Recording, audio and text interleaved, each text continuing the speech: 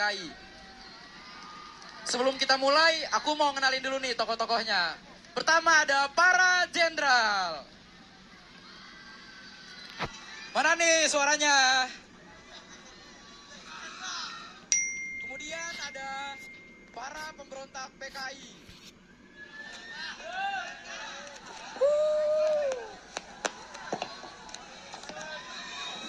Selanjutnya ada dua bapak polisi. Dan terakhir ada Bapak Soeharto.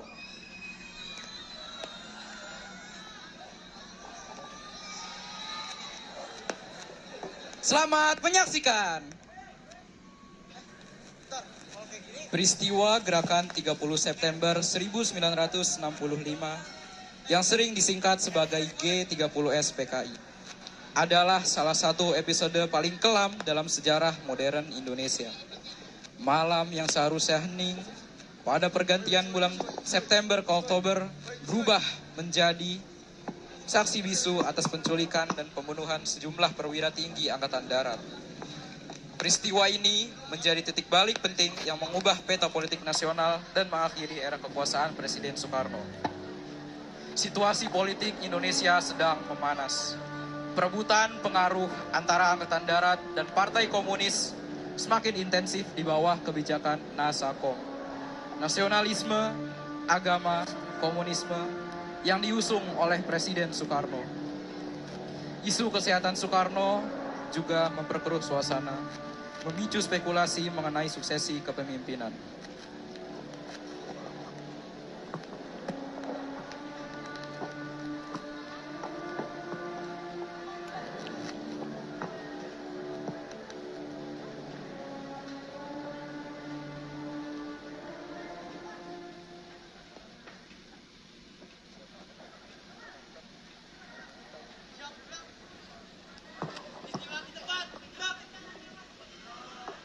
Malam ini adalah malam yang penting. Sudah saatnya untuk perubahan.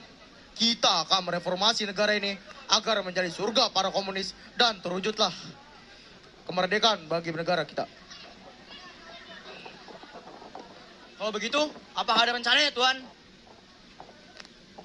Malam ini kita akan melaksanakan tahapan awal dari rencana revolusi, yakni menyingkirkan para tahanan yang berada di militer.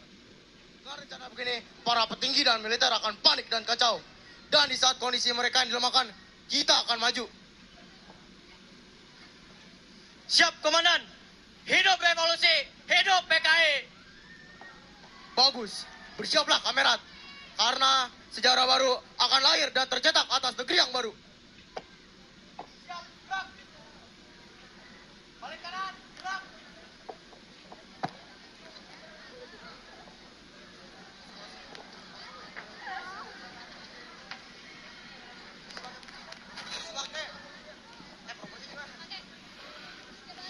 Pada dini hari tanggal 1 Oktober, aksi pembunuhan dan penculikan pun dimulai.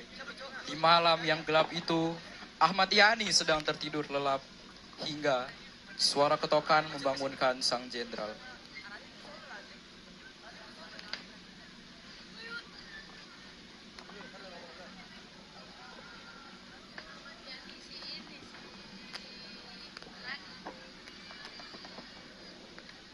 Ada apa ini? Malam-malam begini bisa saja kalian menggangguku dan keluargaku. Kami dari pasukan Cakrabirawa. Jenderal Ahmad Yani, Anda dipanggil Sang Presiden. Karena apa?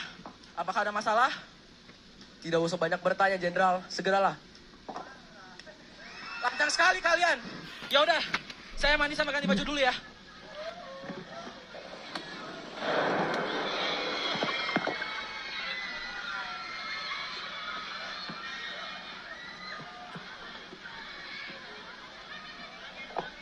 Setelah insiden penculikan Jenderal Ahmad Yani, para tentara komunis bergerak menuju vilanya di mana Nasution dan Pierre Tendean sedang tertidur lelap. Para komunis memasuki area tersebut dan menembakkan senjata ke udara.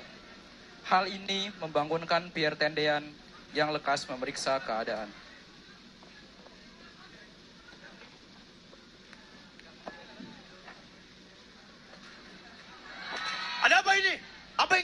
diri kami. Saya,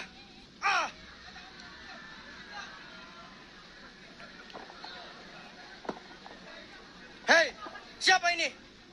Ini bukan Nasution. Hei, kalian, cari yang benar. Cari Nasution sampai dapat. Para tentara PKI pun memasuki villa tersebut. Namun, Nasution telah kabur dari kekejaman mereka. Ia memanjat dari jendela dan kabur ke halaman, berlari cepat hingga ia melompati pagar kedutaan besar Irak. Lapor, Nasution telah kabur lewat jendela. Sialan, sudah. Bawa saya itu ke sini. Angkat dia. Angkat saya.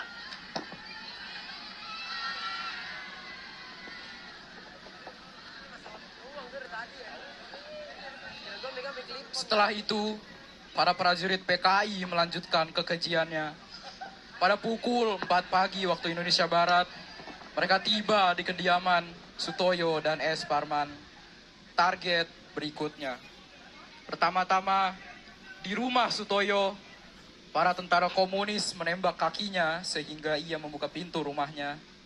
Lalu S. Parman yang mengikuti dengan kebohongan para pemberontak langsung disekap begitu ia keluar dari rumahnya.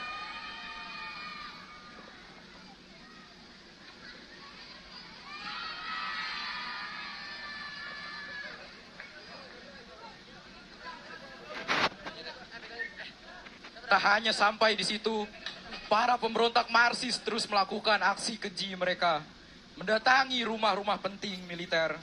3 jenderal MT Haryono, R. Suprapto, dan DI Panjaitan dibunuh di rumah masing-masing tanpa ampun. Sementara 3 lainnya, Suprapto, S. Parman, Sutoyo, beserta Pierre Tendean, dipaksa keluar, diikat, dan diculik untuk dibawa ke lokasi yang telah disiapkan, Lubang Buaya, meninggalkan malam yang penuh kengerian dan ketegangan.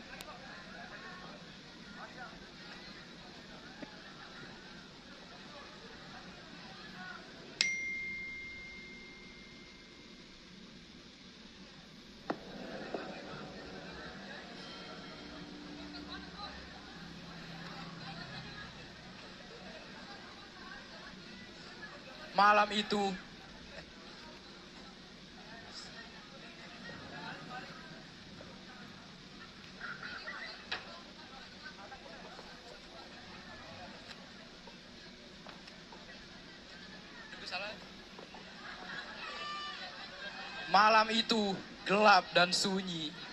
Ketakutan dan kengerian menyelimuti udara. Namun, keberanian para jenderal tetap terlihat. Para komunis kejam itu membawa mereka ke sebuah tempat terpencil yang kelak menjadi peristirahatan terakhir mereka. Setiap langkah, setiap suara menandai malam yang akan tercatat sebagai salah satu tragedi terkelam dalam sejarah bangsa.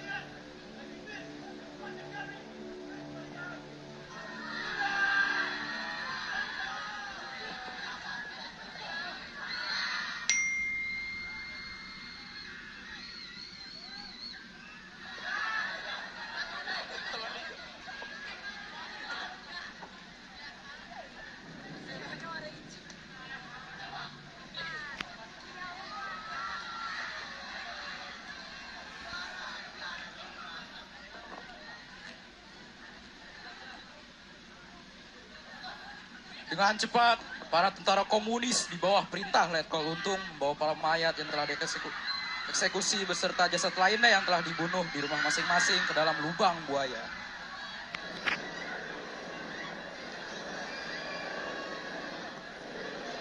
Pada saat itu juga ada polisi Sukitman dan temannya sedang berpatroli. Namun mereka mendengar suara yang mencurigakan.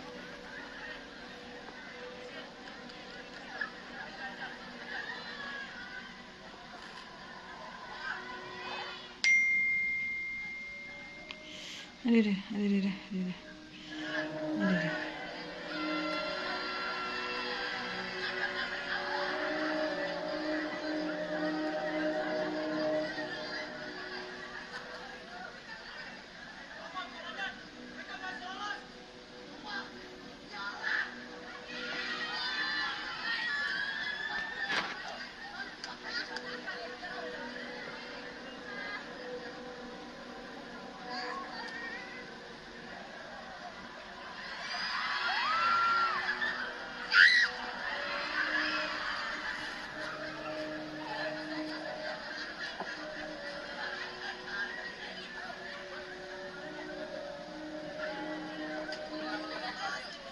Pagi itu menjadi saksi tragedi lubang buaya yang mengguncang Indonesia. Para pemimpin bangsa dibunuh secara keji oleh pengkhianat atas nama revolusi. Namun, dari pengorbanan mereka, lahir tekad untuk menegakkan kembali kehormatan Republik. Di bawah komando Mayor Jenderal Soeharto, operasi militer segera menggulung sisa pemberontakan. Puluhan simpatisan ditangkap dan para pelaku utama diadili oleh pengadilan militer darurat.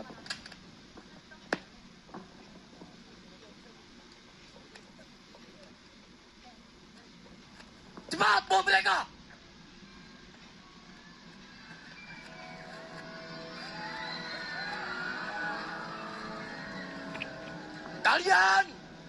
Kalian telah menodai kehormatan TNI. Sucian TNI. Kalian membunuh 6 jenderal, 1 perwira, dan kau sang